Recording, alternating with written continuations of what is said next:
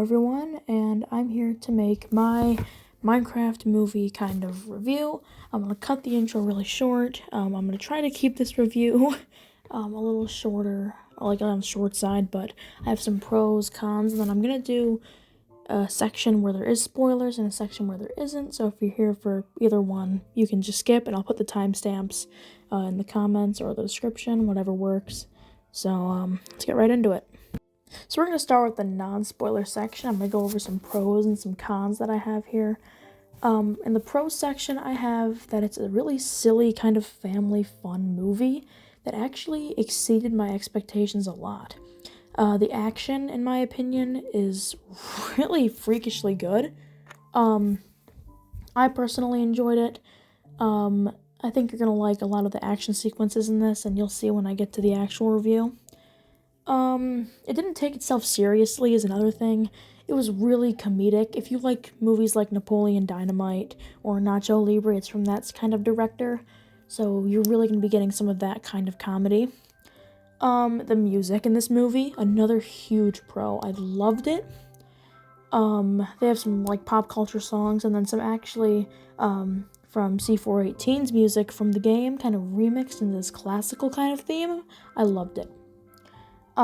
Steve was really funny. That's Jack Black's character. He was funny, expressive, and he actually had quite a few scenes that made me laugh.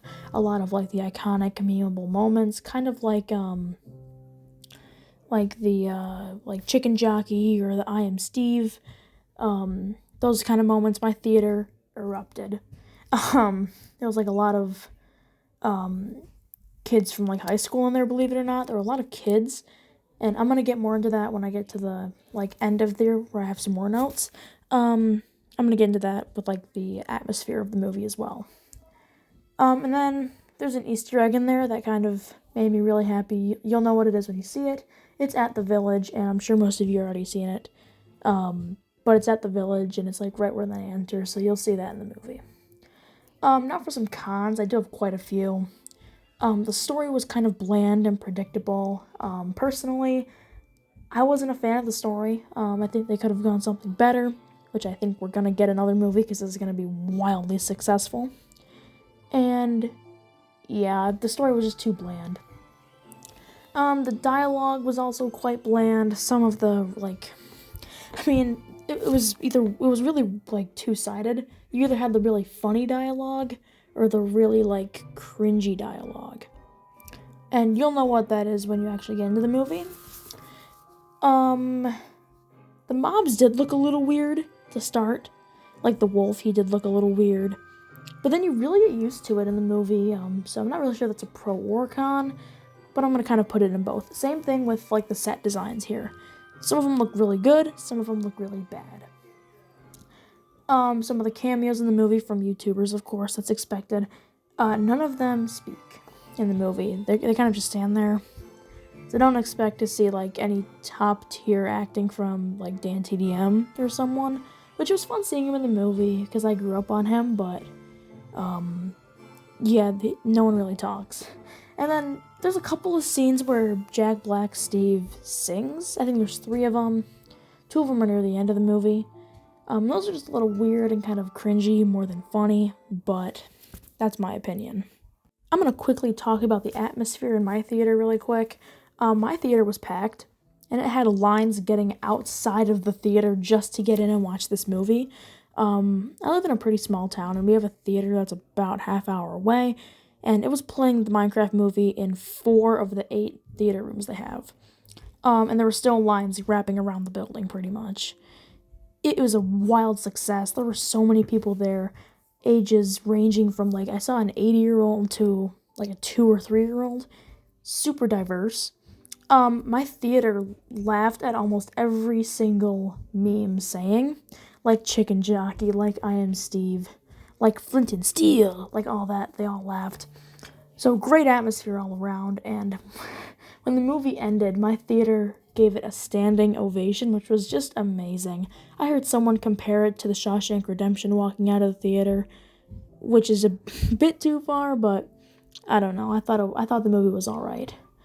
But yeah, that's pretty much all of my notes here. I'm gonna give, I think I'm gonna give the action of this movie maybe a 7 out of 10. The drama, I'm gonna give like a 5. Story, again, quite bland, maybe a 3. The acting, I loved, so that's gonna get an 8. The set designs, I'm gonna give a 9. I really loved the set designs. So the overall rating, I'm gonna give it maybe a 7. 7 or 6.5. I'm probably gonna say 7.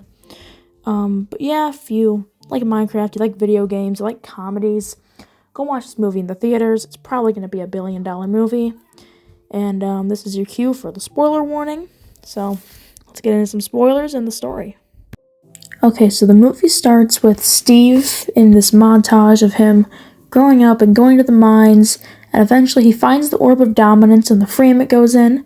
He combines the two, and he gets transported to the overworld through this portal. He decides he wants a friend, so he makes Dennis the dog a friend, but they discover the Nether, and then they get kidnapped by Malgosia, who basically keeps him in the Nether. But Dennis is able to escape, and Steve is still stuck in the Nether.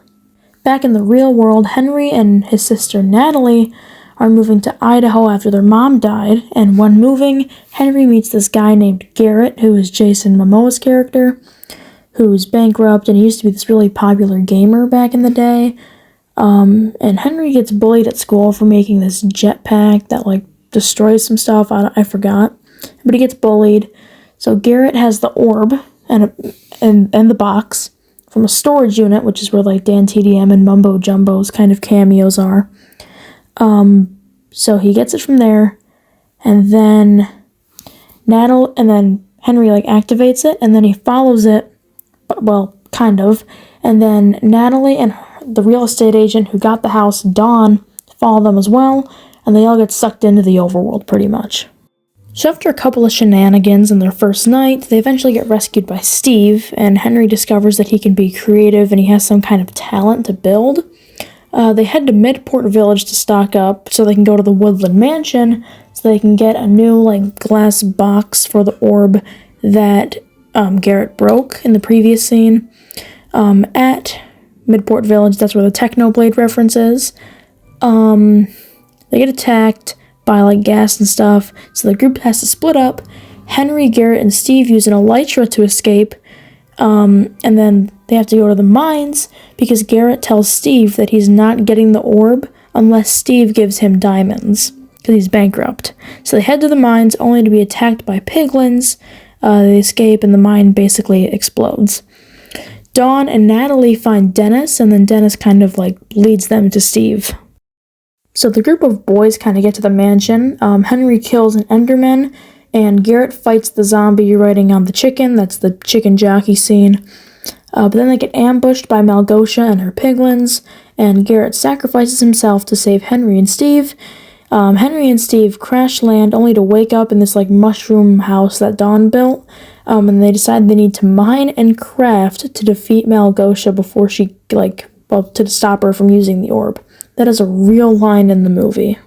After this big montage, Henry and Natalie make a bunch of iron golems to fight the piglins, and they make this iron golem that has, like, boots of swiftness, which isn't actually in the game, but I don't really care. But Henry pulls up to the orb once the battle starts. He gets exploded off of the top by this, like, big piglin Groot who, like, shoots this, like, big, like, laser cannon at him, kinda. But he gets saved by Garrick, who's riding a ghast. They blow up the orb area, and they save the day.